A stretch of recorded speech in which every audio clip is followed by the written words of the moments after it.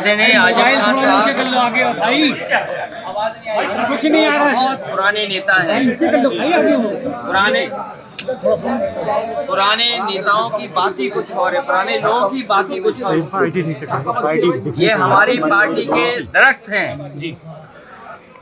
इतनी गहरी जड़ें और उतना ही गहरा उनका साया भी हम लोगों के साथ हमेशा रहा है। और ये बड़ी लड़ाई है, उसमें हम सब लोग मिलकर के लड़ेंगे।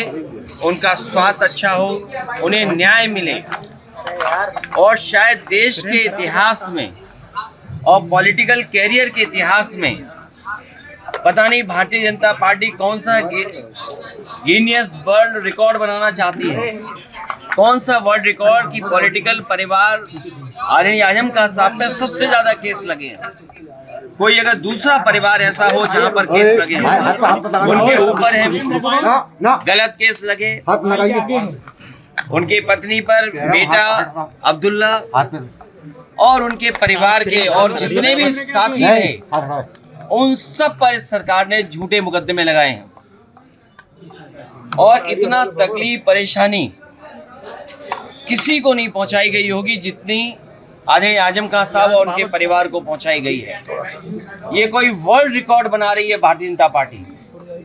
और अगर गिनती के हिसाब से हम लोग हिसाब किताब लगाएं तो हो सकता है Guinness book of world record में भी ये नाम आ जाए परिवार का कि सबसे ज्यादा झूठे मुकदमे अगर किसी परिवार पर एक पर लगे हैं तो वो आदरणीय आजम खान साहब। मैंने आपसे कहा कि पुराने लोग, पुराने समाजवादी जो नेताजी के साथ हैं और जो नेताजी के साथ हैं उनकी बात ही अलग होती है।